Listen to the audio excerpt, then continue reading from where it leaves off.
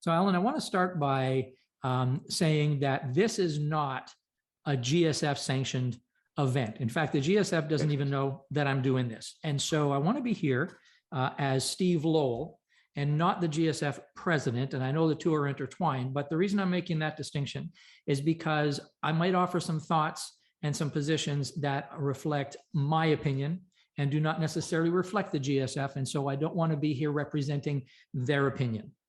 So I want everybody to know that. And I'm really appreciative of this time together. So Alan, the GSF put out a statement a couple of days ago, yesterday, and you didn't like it very much. Correct. I did not. Shall I explain why? I will explain. Tell me why. I looked at the statement yesterday, and I think it's right. Firstly, let me say I think it's right and proper for the Global Speakers Federation to have to put out position statements. I think that's one of the most important things the GSF can do. But when I read through it, it was clearly prompted by the Russian invasion of Ukraine, and it didn't mention the word Russia, it didn't mention the word Ukraine, it didn't mention the word war, it didn't mention the word invasion. And as such, even though the sentiments were those that I couldn't disagree with and wouldn't want to, I felt it wasn't strong enough. So I felt it wasn't strong enough, and I felt it wasn't specific enough. And I know that a lot of us have been struggling to think, what can we do?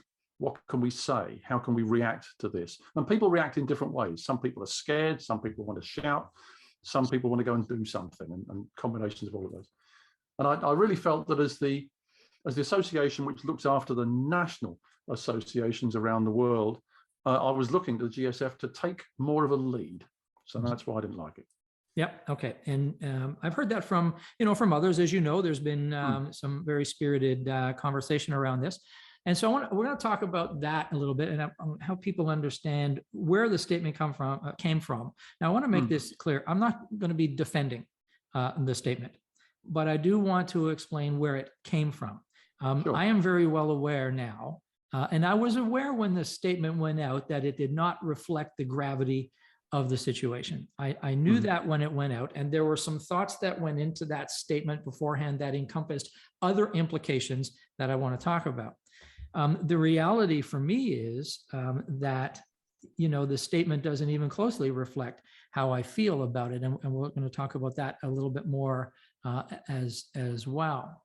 When the GSF puts out a statement, any statement of this nature, what are the implications of that? Well, obviously, it's going to get picked. It's directed to the national associations. We know the GSF looks after national associations, but it's going to filter down, and I think it's probably intended to filter down to the individual speakers, the members of those national associations. And I think it sets the tone, and because as the GSF is the global body that brings us all together, I think it sets the tone, and I think people will take a lead. And I've talked to some people, I've talked to individual speakers who said they were waiting to see what their association said. And the association is saying, we're waiting to see what the Global Federation has to say. There's that kind of trickle-down effect.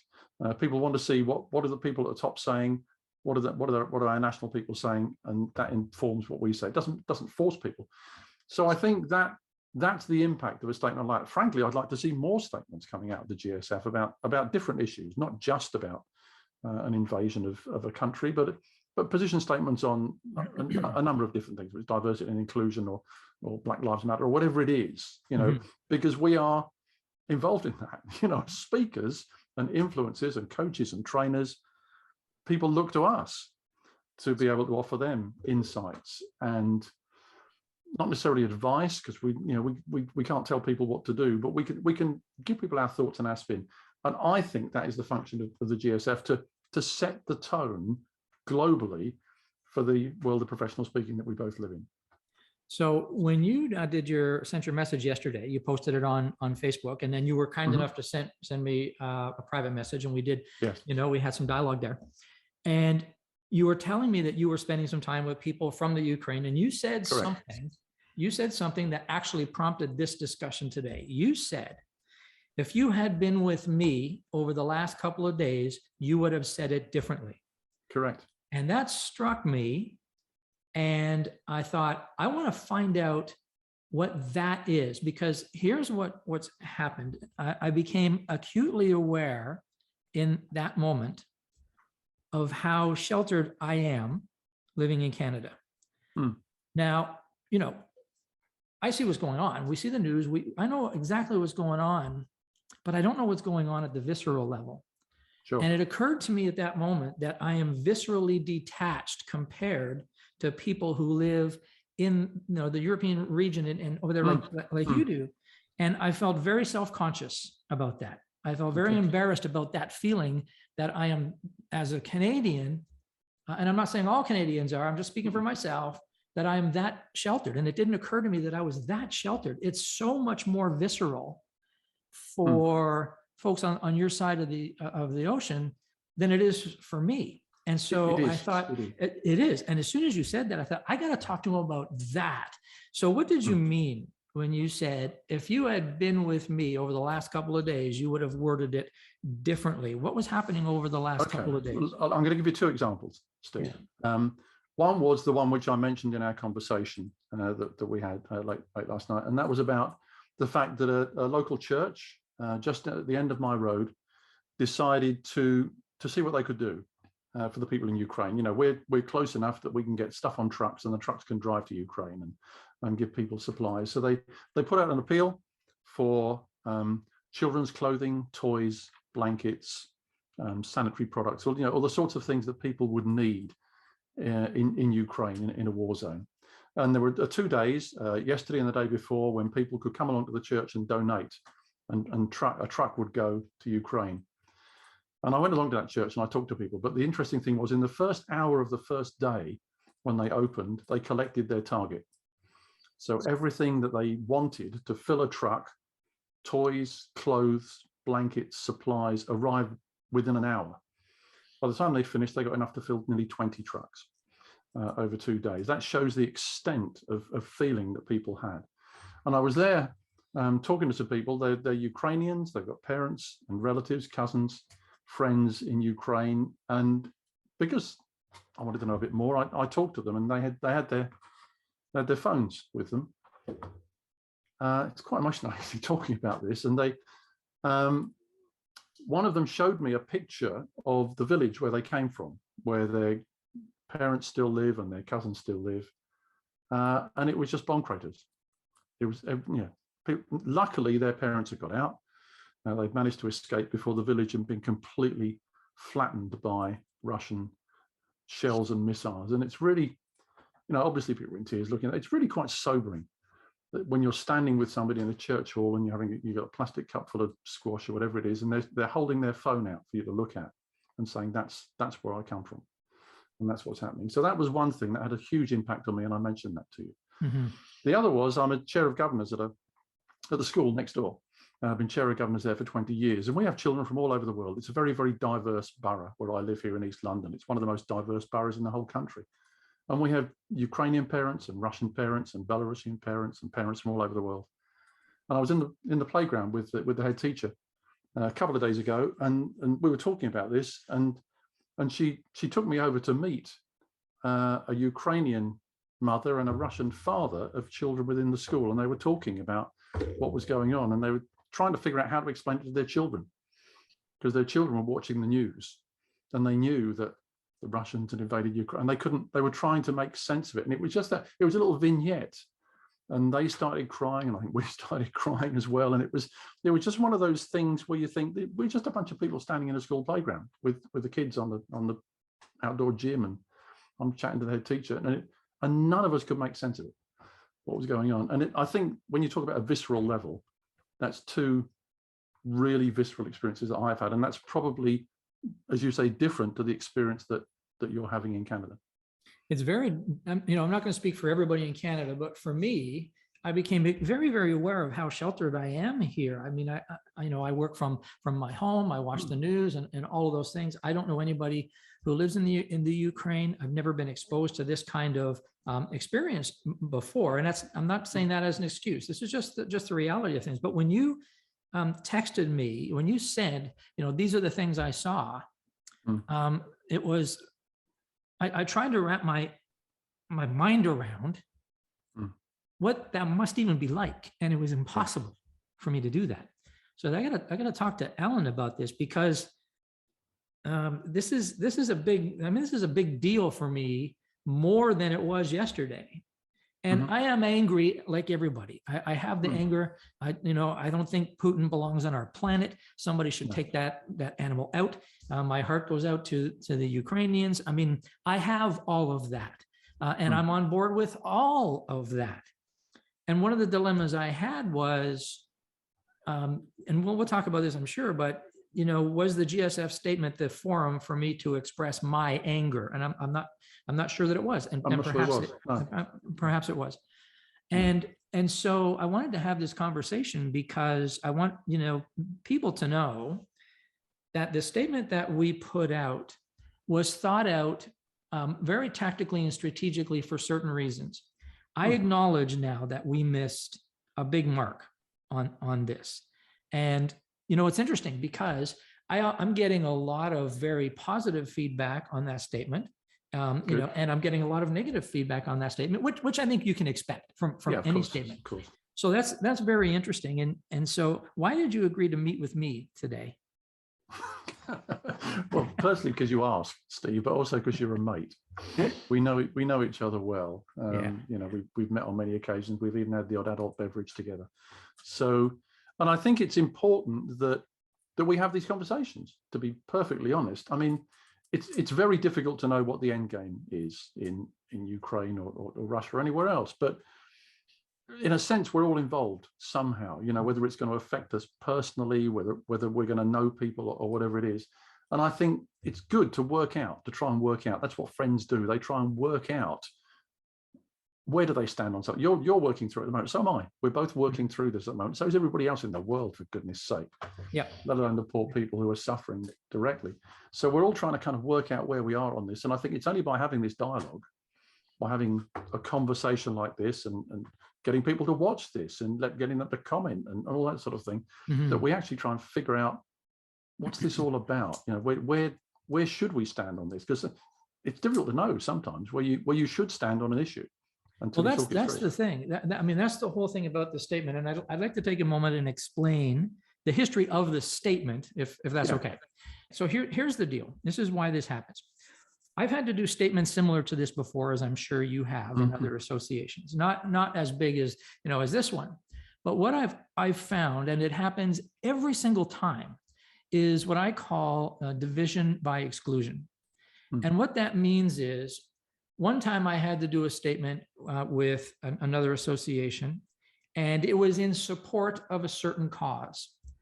And it was a legitimate cause, and it was a cause that was on people's minds. And so I did the statement in support of the cause.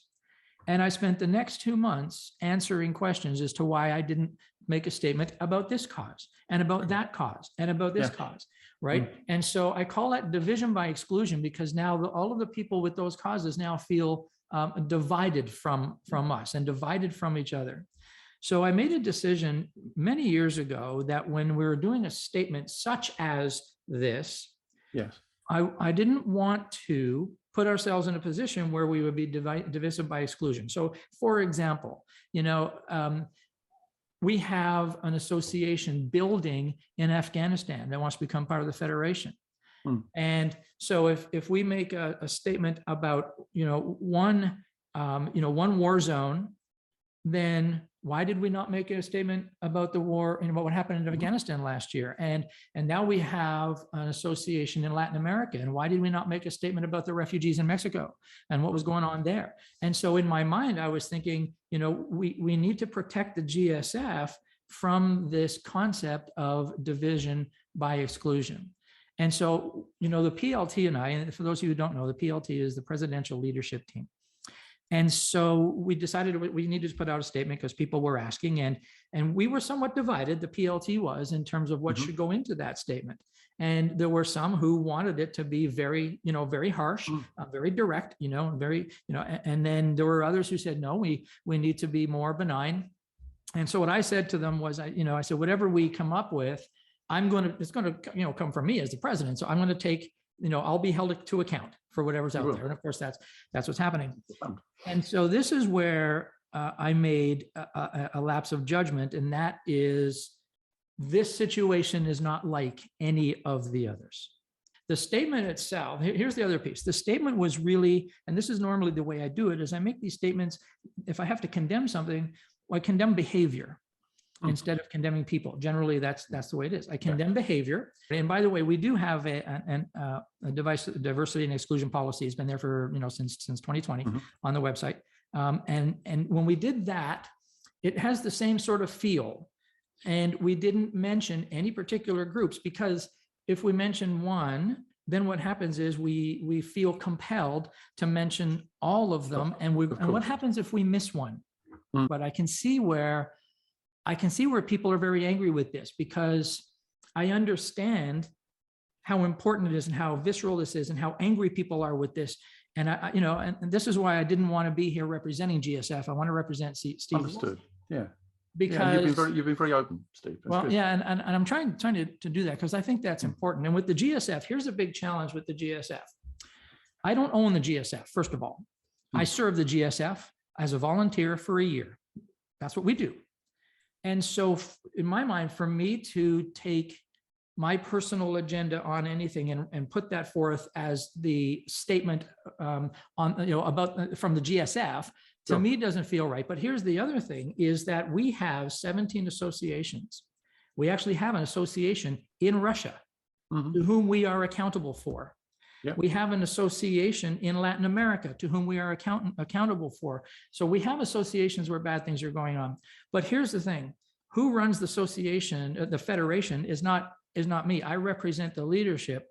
Yep. But the leaders of the associations around the world are the board of directors. So for us to come up with a statement that is inclusive of everybody, we would have had to poll the entire board of directors, and maybe we should have done that in retrospect. But we'd be working on it until the fall. You'd never got it out. No. We never put it out. And the diversity across those associations is vast. So we need to be very, very, very careful how we word things. And in this case, I feel like, we did the right thing in being careful how we word things, but I think we went overboard on that, and we missed some very, very, very important statements that should have. I think so. I think there's an interesting analogy that you've mentioned there, Steve, with let's take the D&I, diversity and inclusion statement, and you have got it on your website. I've looked at it, and it's right and proper, and it's a good thing, and I think it's important that it's there. But so you have these background statements and policies and those sorts of things, and then you have point interventions where something happens, something prompts you, something pokes you, and you've got to react to that. And I think what happened is the statement that came out yesterday from the GSF looked like a general statement. We condemn this, and we don't like that. And it was a statement that could have been on the website at any point, could have been there permanently, maybe should be there permanently.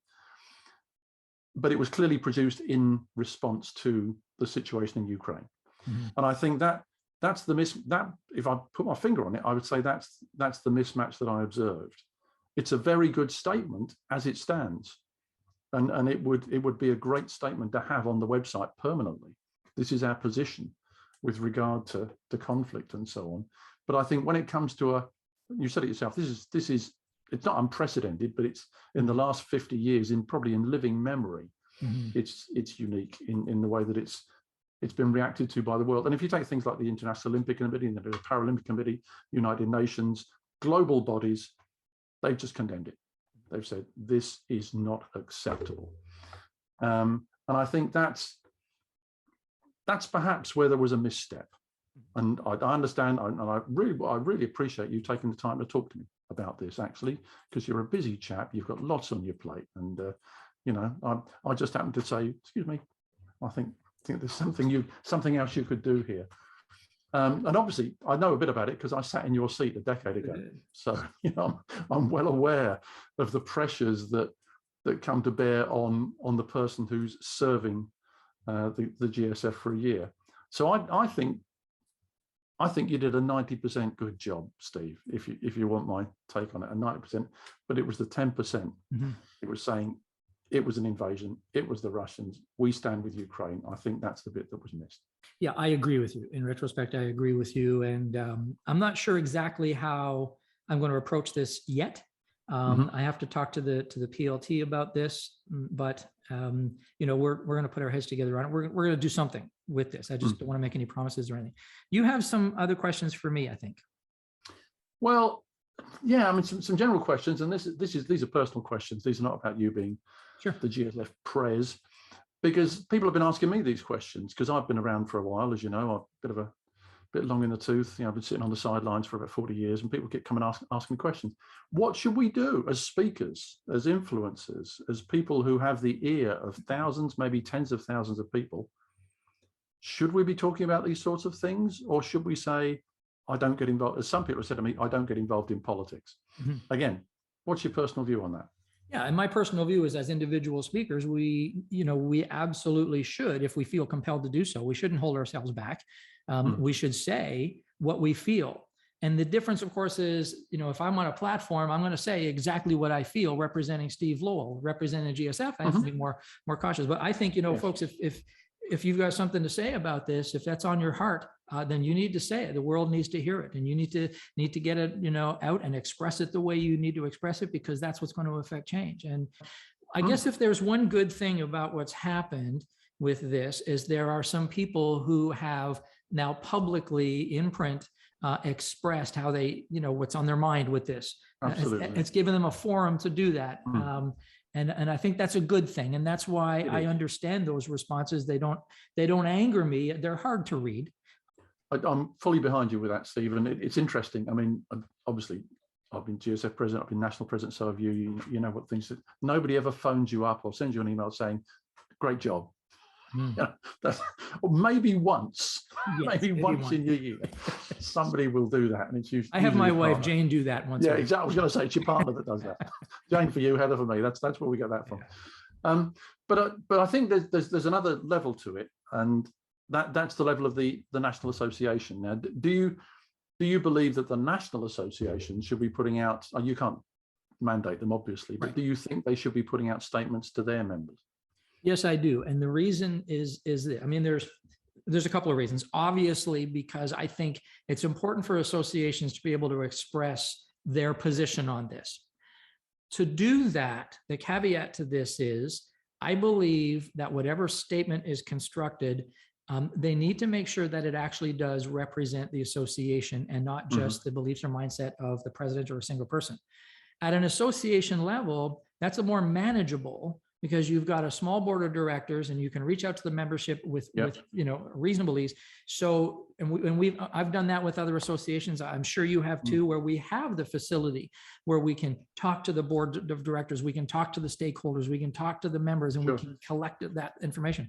And so if that's available, then like the statement that you've just read for PSA UKI. From PSA UKI, a very good statement. It's an excellent statement. It's a fabulous statement, and it's how I feel, but I didn't feel free to express through the GSF, because we didn't have in my judgment, we just didn't have the facility to get the collective. And so we represented it as the PLT from the presidential leadership team, not from the collective. But should associations make these statements?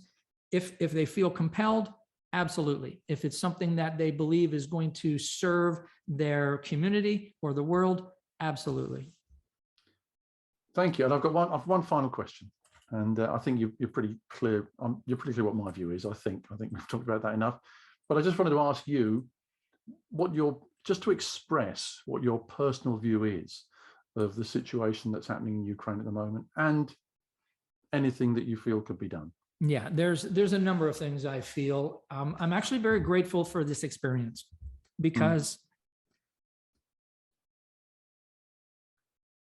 it's very difficult to feel contingently visceral. And what I mean by that is, I see the pain of people I know now through this. I know everybody who's made comments. I know them all. And I feel their pain in their words. I feel their pain in their energy. And I can't even imagine what it would feel like to feel that firsthand. So this pain that's been inflicted on this world by this man and his army is unfathomable. It's a human travesty, and in my judgment, and it has no place on our planet. Now, agreed.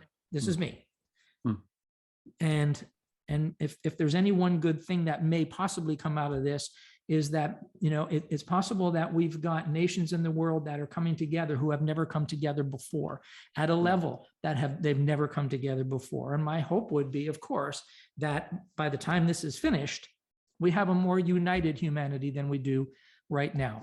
Here's my concern. I've had a number of people reach out to me and say, how are we going to sanction? What's our policy on having a Russian speaker speak at an event? What is the GSF policy for that? Well, the last I checked, and I'm not sure if I'm right, but I think I am, that speaker probably didn't vote for this war. That speaker probably didn't have an opportunity to share their voice. And the people of Russia are victimized as much, not as to the same extent, obviously, but they are as much a victim of this as the Ukraine. And so it's a difficult thing because, we see an event that has a speaker on the agenda from Russia and we go, how can the GSF even allow that? Well, I think there's a lot of people, there's some people who aren't really clear on what the GSF's mandate is. Our job is, we do not have the authority nor the reach to mandate associations, right? And so I don't want to victimize the Russian people for this. And I think that's going to be a natural extension of this. It's a difficult one. It's a very difficult one. And I've struggled with this one myself because, thinking about conferences and so on, which I've been involved in. And it's a very tricky one. And if you take the situation that happened recently, the Winter Paralympics, which is very, very recent, where the International Paralympic Committee decided to allow Russian and Belarusian athletes to compete, and there was an outcry from other nations who were there, and they've now reversed that decision. Oh, they've reversed it. I didn't know that. They've reversed it, and the Russian and Belarusian athletes are going home.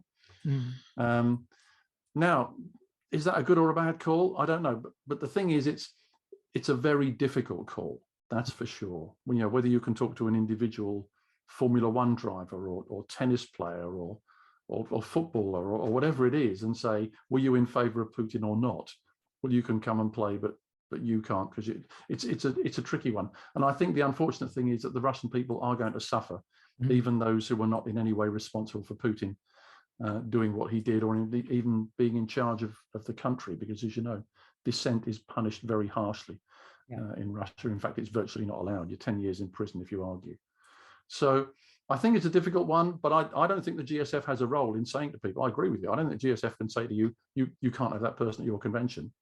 I don't think that's in any way what the GSF can do. So I think you've steered down the right path there. All right. Well, anything, any last words, last questions, anything else you feel compelled to share? Only that I really appreciate you taking the time to do this. I appreciate your honesty, your candor, and your clarity. I think it shows strong leadership. Thank you. Strong leadership. And I thank you and praise you for that, Steve. I've known you for a while, and I know you're that sort of person.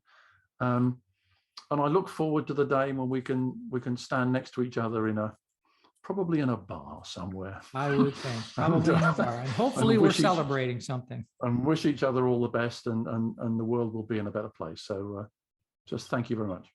All right. Well, thank you for allowing this to happen. Thank you for your comments and your mentorship and leadership and your guidance and all of those things. And I just want to end with these words, ladies and gentlemen.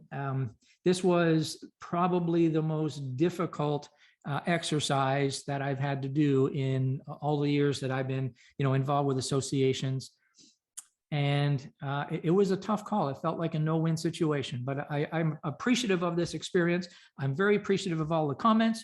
And I'm going to take it back to the board, and I'm going to see what happens next. I'm not sure what that's going to be, but I want you to know that the GSF stands behind the Ukraine. It stands behind the good people of the Ukraine, it does stand against Russia. It does not Russia, but Putin. It stands against war. It stands against aggression. It stands against acts of evil right now coming from that evil man.